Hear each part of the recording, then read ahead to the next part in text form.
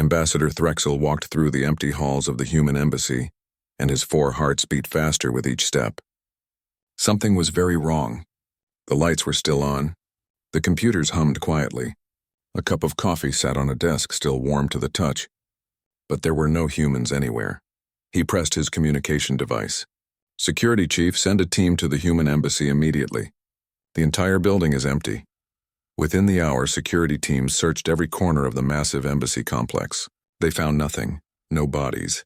No signs of fighting. No messages. The humans had simply vanished, as if they had never existed at all.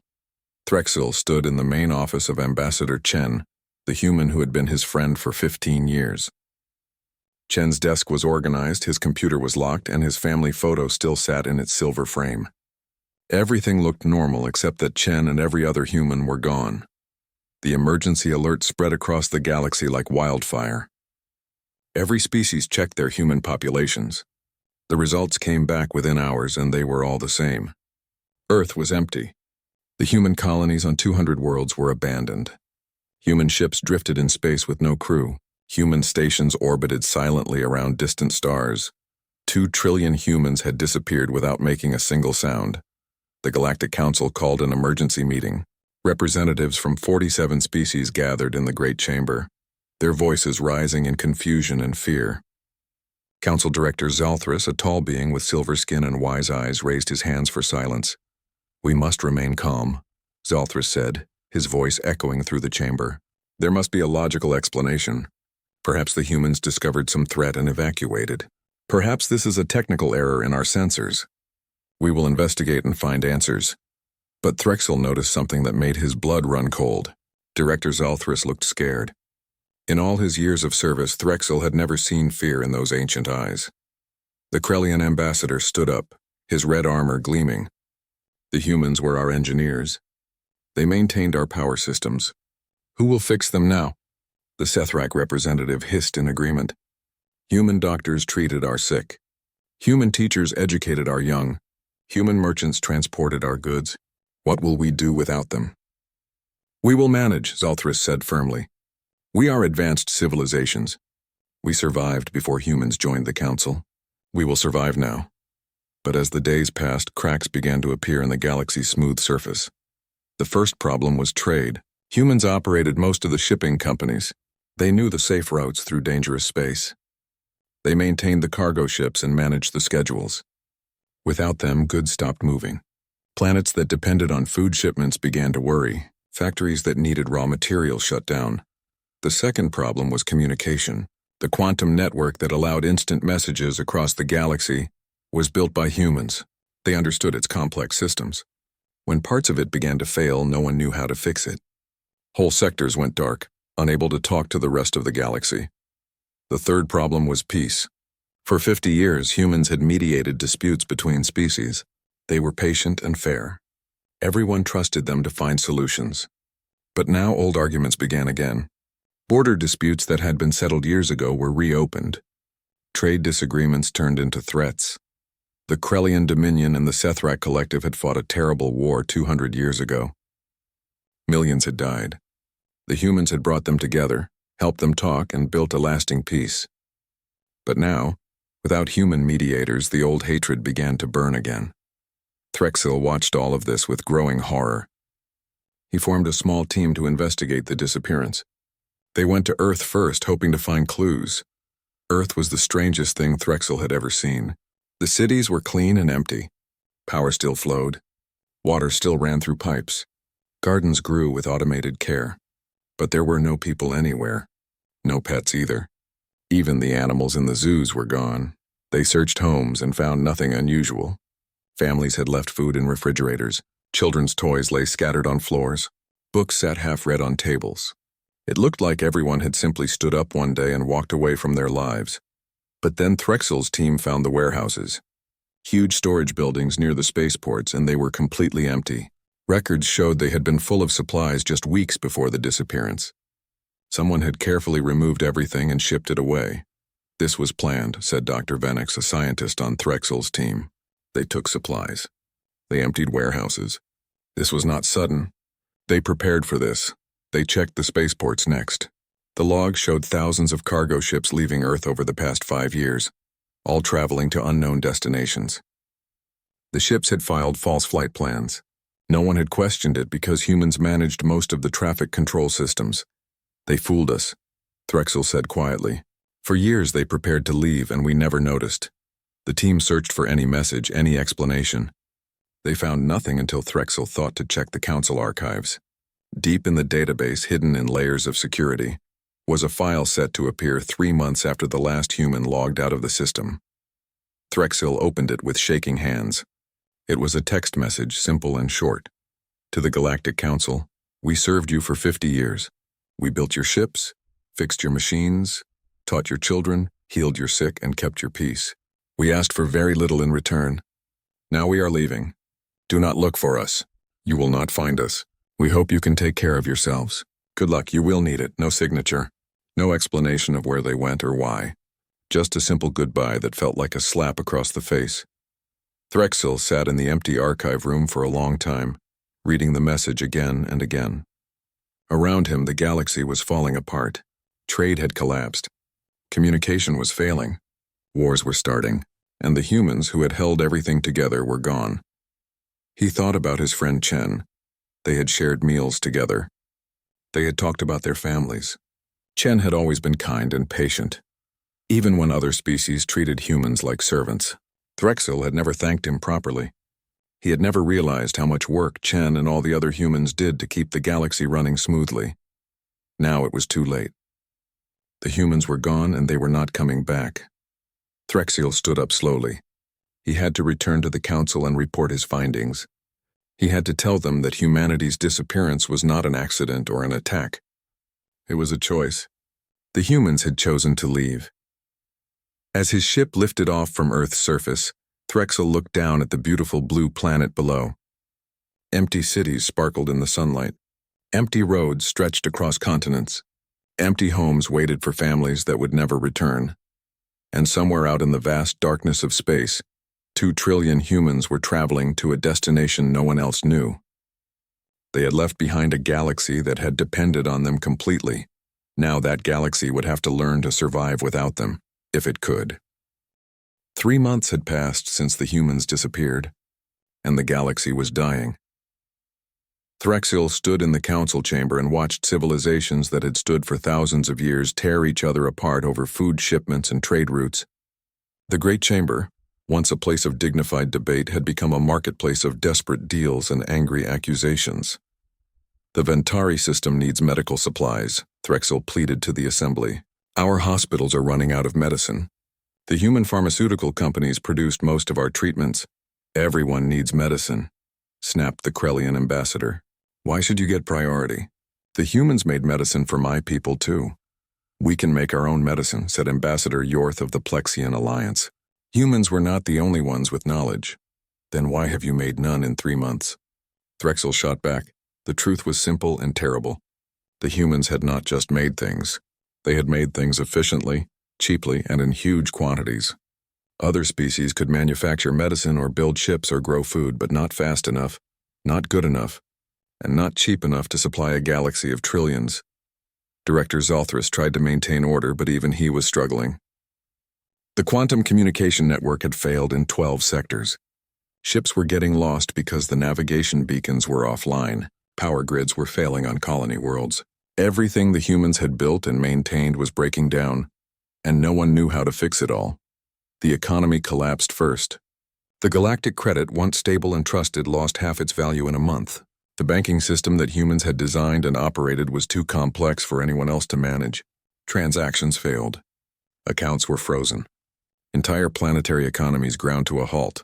Panic buying started on wealthy core worlds. Store shelves emptied in hours. Governments tried to ration supplies, but their distribution systems had been run by humans. Food rotted in warehouses because no one could organize the delivery trucks. Medicine expired in factories because no one could operate the shipping networks. The colony world suffered most. Many of them depended completely on supplies from other systems.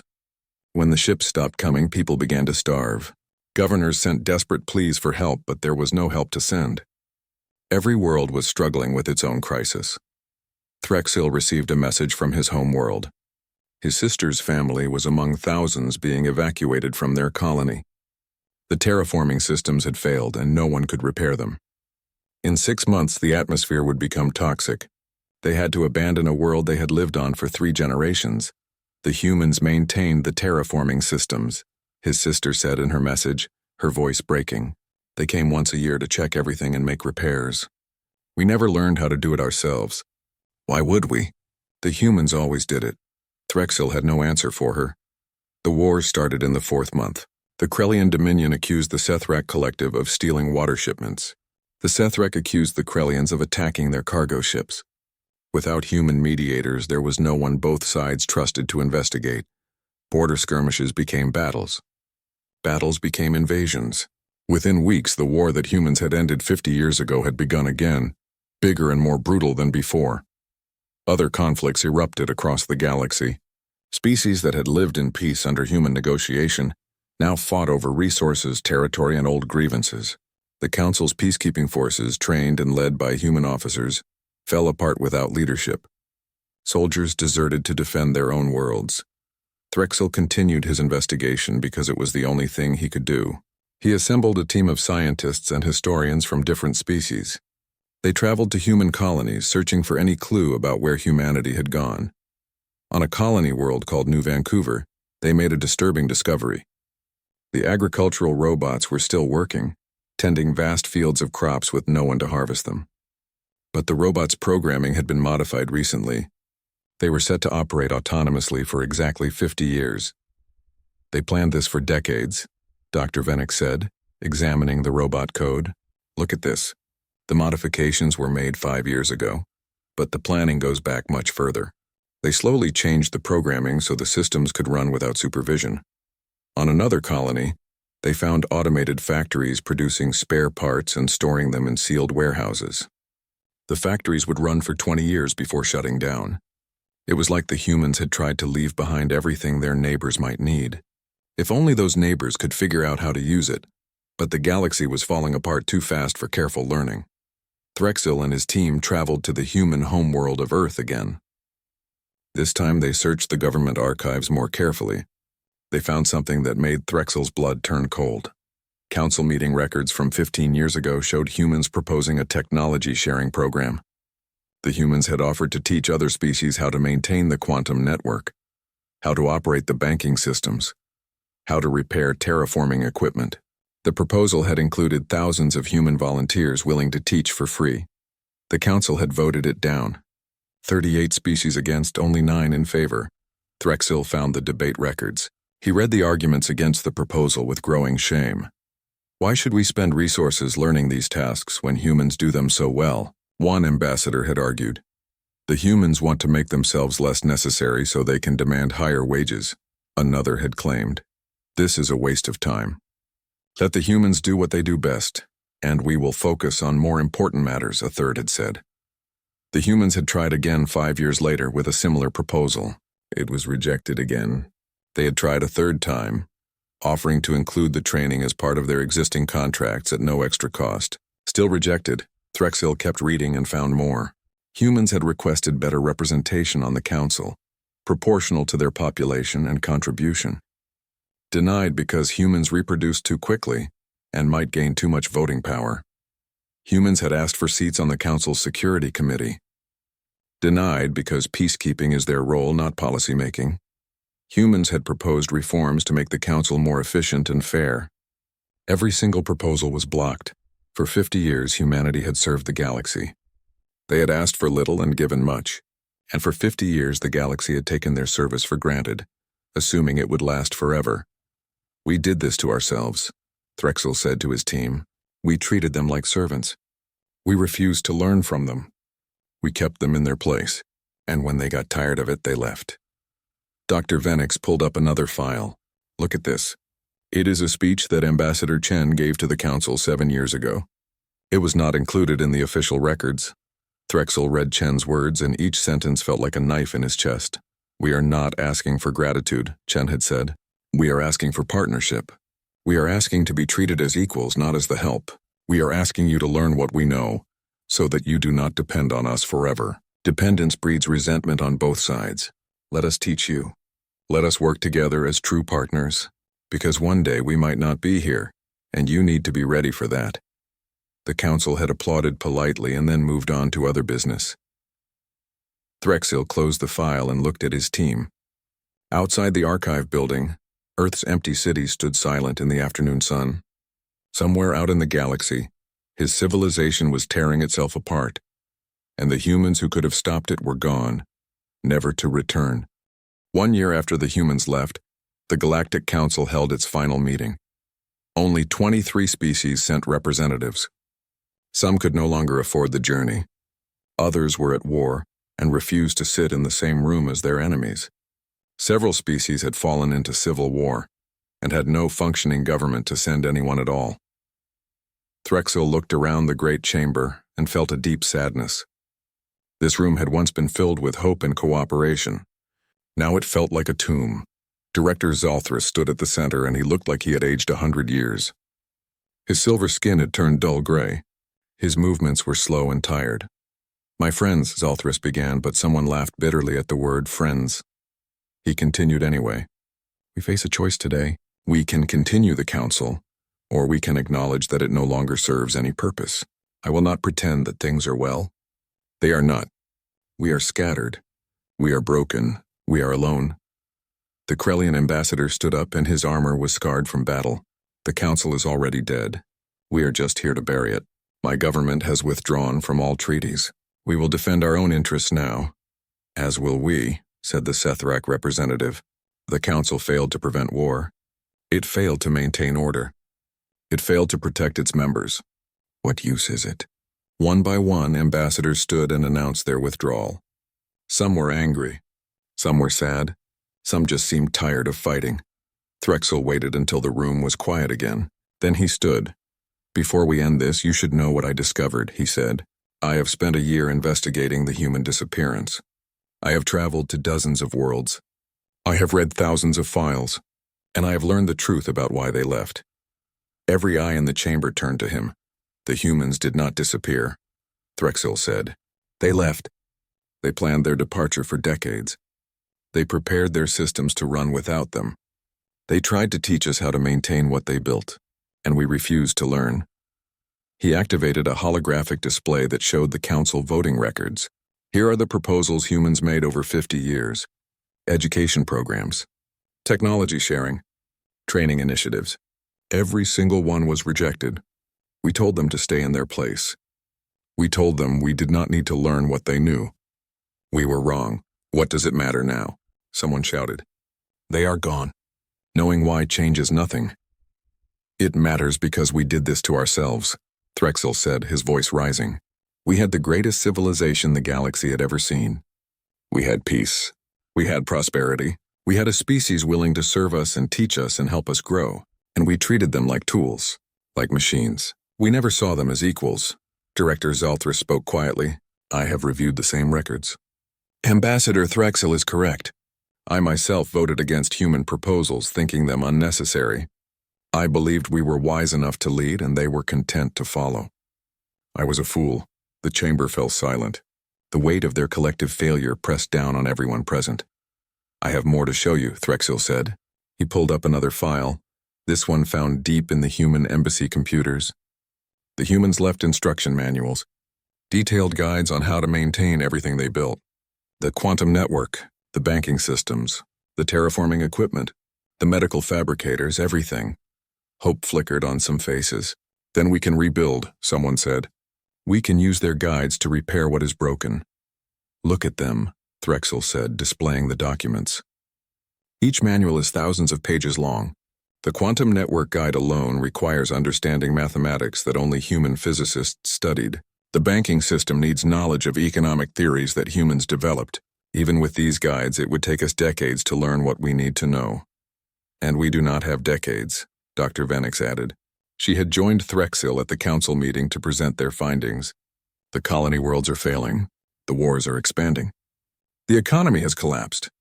By the time we train enough people to understand these systems, there may not be a civilization left to save. The Plexian ambassador, who had always been proud and arrogant, put his face in his hands. "We were too comfortable," he said. The humans did everything so well that we stopped trying. We forgot how to be self-sufficient. Not all species forgot, said a small voice. It was Ambassador Kree of the Thanari, a minor species that few paid attention to. My people never stopped learning. We never stopped innovating. When humans offered to teach us, we accepted. We have human-trained engineers and doctors now. Our systems are still working. How many engineers? Threxel asked. 37, Kree said quietly. And 200 students still in training. The number hung in the air like a joke. 37 engineers to maintain the technology for a galaxy of trillions. Director Zalthris made a decision. The Galactic Council is hereby dissolved, he announced. Member species are released from all treaties and obligations. We each must find our own path now. May wisdom guide us, though we have shown little of it so far. No one objected. No one argued. They all simply stood and walked away, returning to their dying worlds. Threxel returned to Earth one final time. He wanted to see it once more before the power systems failed completely. His ship landed in what had been New Beijing, a city of 50 million humans. Now it was a forest of empty towers reaching toward the sky. He walked through the streets alone. His footsteps echoed off silent buildings. Plants were beginning to reclaim the roads, pushing through cracks in the pavement. In a few years, nature would swallow these cities entirely. He found a school and went inside. Classrooms stood frozen in time. Children's drawings covered the walls. Books sat on shelves. A sign in the hallway said Science Fair next week in cheerful letters. Human children had learned in this building. They had played and grown and dreamed of the future. And then one day they had left with their families, traveling to some unknown destination. Threxel sat at a teacher's desk and found a paper notebook. He opened it and saw lesson plans written in neat handwriting. The teacher had been planning months ahead, teaching mathematics and literature and history. On the last page was a single sentence. I hope they will be okay without us. The teacher had known. They had all known that their departure would hurt the galaxy. They had left anyway. Threxel thought about his friend Chen. In all their years of friendship, Chen had never complained. He had never expressed anger or resentment. He had simply done his job with skill and grace. But he must have felt the disrespect. He must have been frustrated by the Council's refusal to listen. He must have been tired of being treated as lesser. And one day, Chen and all the other humans had decided they deserved better. Threxel could not blame them. He was angry at them for leaving, but he could not blame them. They had every right to seek a better life elsewhere. They owed the galaxy nothing. The galaxy had taken their service and given little in return except a paycheck and a place at the bottom of the social order. Outside, the sun was setting over the empty city.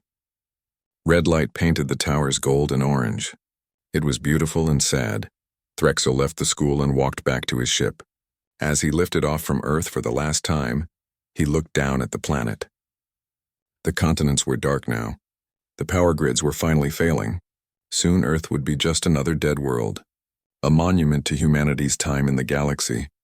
And somewhere out in the infinite darkness of space, the humans were building something new, something that did not include the people who had taken them for granted. Threxel set course for home, though he was not sure what home meant anymore. The Ventari system was struggling like everywhere else. His family was scattered. His world was changing in ways he could barely comprehend. The age of the Galactic Council was over. What came next, no one knew. But whatever it was, they would face it without humanity's help. They were on their own now. 5 years after humanity vanished, Threxel stood on the bridge of a small ship at the edge of the galaxy, staring at something impossible. The war between the Krellians and the Sethrak had burned itself out after 3 years. Both sides had exhausted their resources and populations. The conflict had ended not with peace but with mutual collapse. Their once great civilizations were now scattered survivors struggling to grow food and maintain basic shelter. Most species had regressed centuries. The quantum network was completely dead. Interstellar travel was rare and dangerous. Planets that had once traded freely across the stars were now isolated, alone in the dark. But Threxel had refused to give up. He had assembled a small team of volunteers from different species, all of them obsessed with the same question. Where did the humans go? For 5 years they had searched. They followed energy signatures. They investigated reports of strange sightings. They chased rumors and legends. Most leads went nowhere, but 3 months ago they had found something. A gravitational anomaly in deep space, far beyond the normal boundaries of civilized territory. The anomaly did not match any known natural phenomenon. It was artificial, and the energy signature, though faint, had human characteristics. Now they were here, and Threxil was looking at the proof.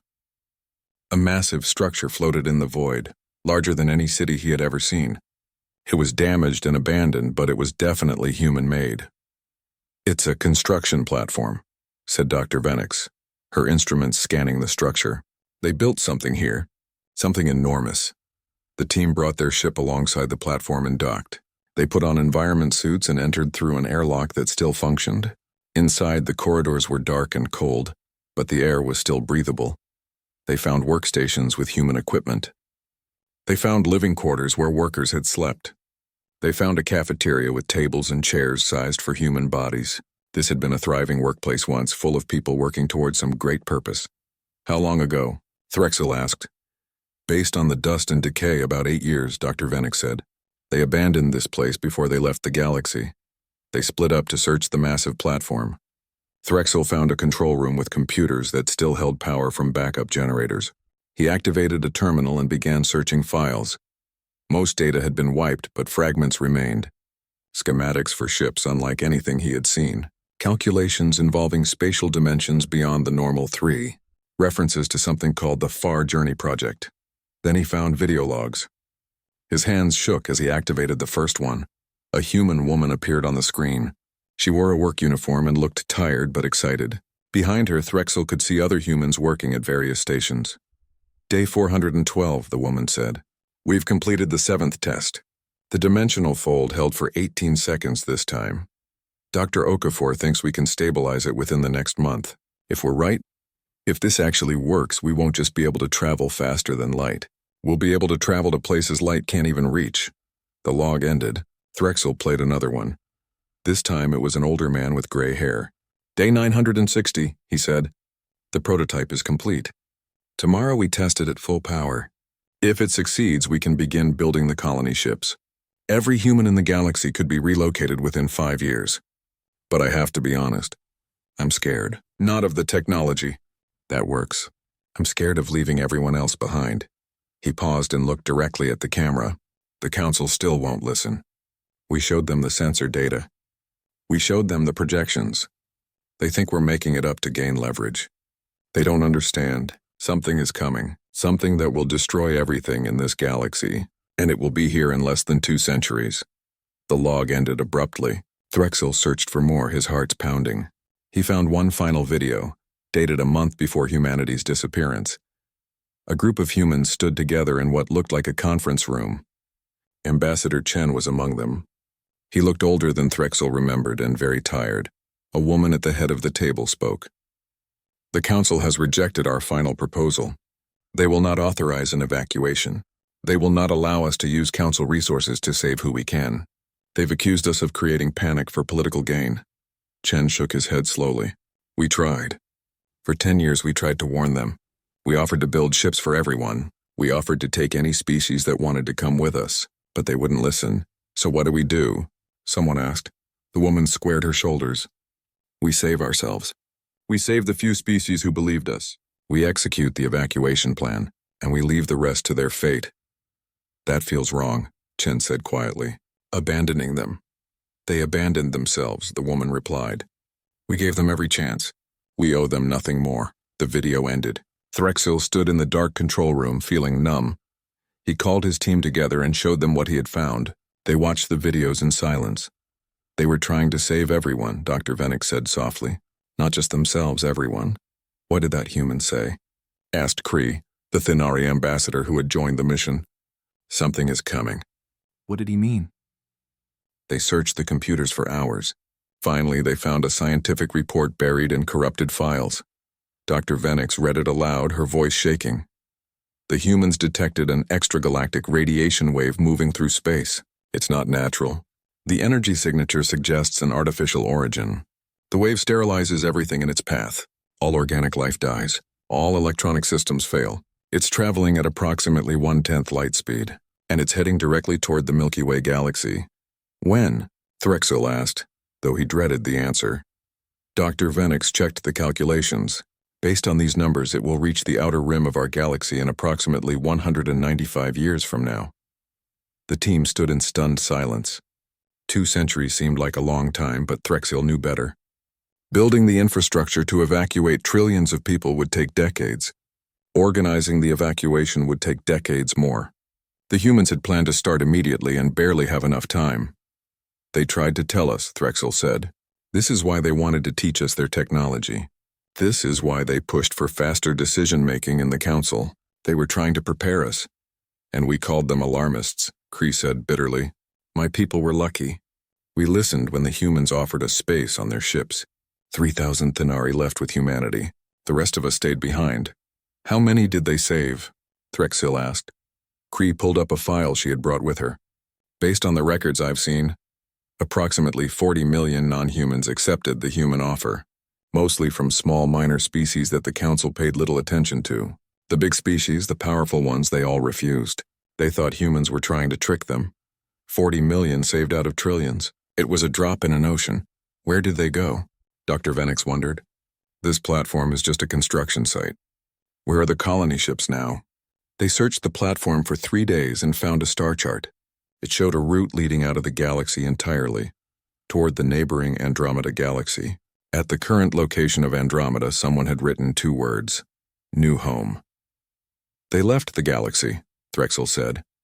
They found a way to travel between galaxies, and they used it to escape the coming wave. Can we follow them? Someone asked. Dr. Venix studied the technical data. Maybe. The humans left detailed schematics here. I think they wanted someone to find this place eventually. But building even one ship with this technology would take years. We would need resources we don't have. We would need cooperation between species. We would need everything the old council could have provided. Everything we threw away, Threxel said. The team returned to civilized space with their findings. They tried to spread the word about the coming threat. Some people listened. Most didn't. The galaxy was too broken to mount any unified response. Some species tried to build escape ships using the human designs, but progress was slow and difficult. The knowledge gap was too large. The resources too limited. The cooperation too fractured. Threxil published everything they learned. He gave lectures to anyone who would listen. He tried to form a new coalition to prepare for the threat. But everywhere he went, he saw the same thing. A galaxy that had destroyed itself through complacency and pride. A civilization that had taken its greatest blessing for granted and paid the price. At night, Threxel looked up at the stars and thought about his friend Chen. Somewhere out there, beyond the edge of the galaxy, Chen was alive. He was safe. He was building a new life in a place where humans were valued as equals. Threxel hoped Chen was happy. He hoped all the humans were happy. They deserved to be. And if any of his own people survived the coming wave, Threxil hoped they would learn the lesson that this generation had failed to understand. Value those who serve you. Treat them as equals. Listen when they warn you. Learn what they offer to teach, or lose them forever. 20 years after the humans left, Threxil returned to Council Station Alpha for the first time in a decade. The once magnificent station was a shadow of its former glory. Most sections were dark, powered down to save energy. The grand chamber where the council had met was now a shelter for refugees. The diplomatic quarters were abandoned, their doors sealed. But in one small corner of the station, something new was growing. Threxil walked through corridors lit by emergency lighting until he reached a section marked the Remnant Coalition. Inside, he found representatives from 12 species working together in cramped offices. Ambassador Kree saw him and smiled. She looked older now, her feathers gray with age. Threxil, it's good to see you. I got your message, he said. You said you've made progress? She led him to a workshop where engineers from different species worked side by side. On a large table sat a small device that glowed with a soft blue light.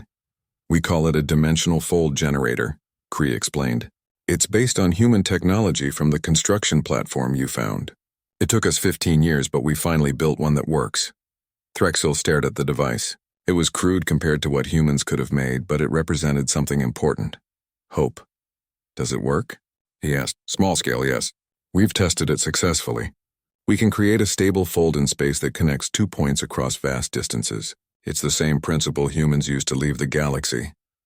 Dr. Venix emerged from behind a workstation, now quite elderly, but still sharp-minded. We've shared the design with all species willing to cooperate. 7 species are building their own versions now. It's slow progress, but it's progress. Threxil felt something he hadn't felt in years. Not happiness exactly, but something close to it. A sense that maybe, just maybe, some of his people might survive. How many can we evacuate? He asked. Kree's expression grew somber. With current resources and cooperation, maybe 10 million people over the next 170 years. That's assuming nothing goes wrong and more species join the effort. 10 million out of the hundreds of billions who remained in the galaxy. It was not enough. It would never be enough. But it's more than zero, Dr. Venix said, reading his thoughts.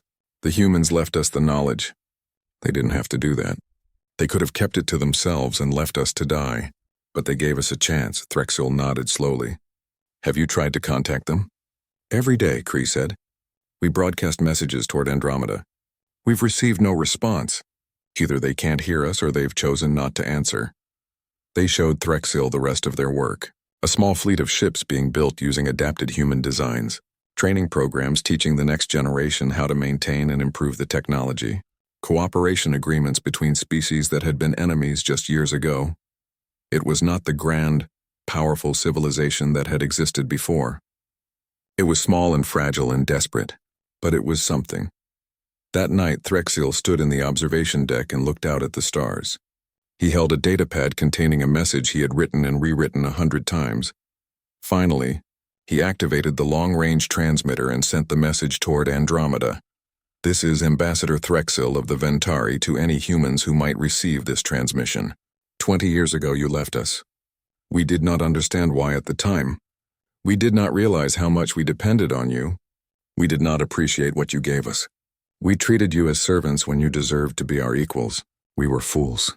You tried to warn us about the coming threat. You tried to save us. We refused to listen.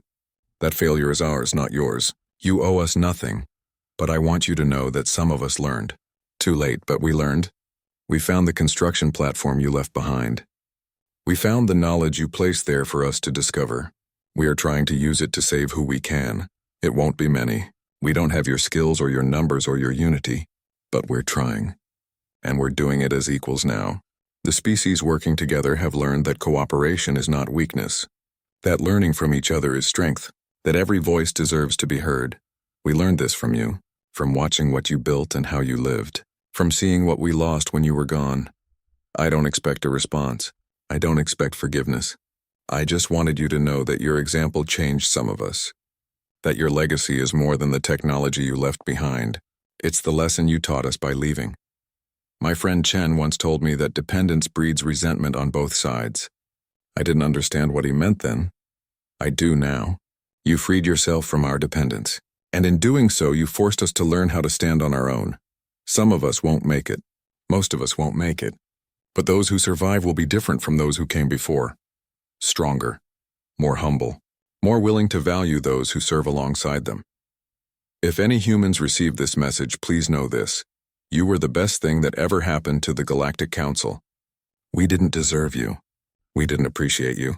But we remember you, and we're trying to be worthy of the gift you left us. Thank you. For everything. I hope you found what you were looking for among the stars. I hope you're happy. You deserve to be. Goodbye, my friends. May we meet again someday. In a better age than this one. Threxil ended the transmission and watched it launch into the void. A tiny signal crossing the vast emptiness between galaxies. He would probably never know if any human received it, but he had needed to say it anyway. Behind him, the door opened. Kree entered the observation deck and stood beside him. Do you think they'll respond? She asked. No, Threxil said, and I don't blame them. Why would they? We had our chance to stand beside them. We chose not to. Some of my people made a different choice, Kree said. The 3,000 Thenari who left with the humans. Sometimes I wonder about them. Are they happy? Do they miss home? I hope they're happy, Threxil said. I hope they found something better than what we had here. They stood together in comfortable silence watching the stars. What will you do now? Kree asked. Keep working, Threxil said. Help build ships. Help train people. Try to save who we can. It's all any of us can do. The other day, a young engineer asked me about humans, Cree said. She had never met one. She only knows them from the stories we tell. She wanted to know what they were like. What did you tell her? I told her they were patient, kind, brilliant, hardworking. I told her they built wonders and never asked for glory. I told her they tried to lift us up and we pushed them down. I told her we lost something precious and we'll never get it back. Threxel nodded. My nephew asked me the same question. He's training to be an engineer now, studying the human designs. He wants to help build the evacuation ships. The next generation understands better than we did, Cree said.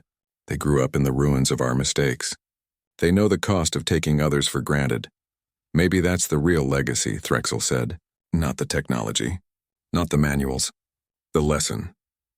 The understanding that civilizations rise and fall not on their technology, but on how they treat each other. A signal beeped on Cree's communicator. She checked it and smiled. The test flight of the first evacuation ship is successful. It can carry 5,000 people. We'll start construction on 3 more next month. How long until they're ready? 10 years if all goes well. We'll start evacuating the most vulnerable populations first.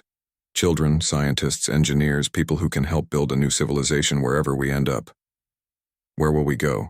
Threxel asked. Away from the wave. Toward the galactic rim, then beyond if we can. It won't be home. But it will be a chance. They watched the stars a while longer. Somewhere out there, 2 trillion humans were living lives that the galaxy would never see. Building cities and raising children and creating a new culture in a new galaxy. And here, in the ruins of the old galaxy, the remnants of the species that had taken them for granted struggled to survive. It was not fair. It was not just, but it was the reality they had created. Threxel thought about Chen one last time. His friend had been right about everything. The galaxy had depended too much on humanity. The council had refused to change. The collapse had been predictable. Chen had tried to warn them. He had tried to prepare them. And when they refused to listen, he had saved himself and his people. It was the right choice. Threxel could see that now. Sometimes the only way to save yourself is to walk away from those who refuse to value you. Come on, Cree said gently. The others are waiting.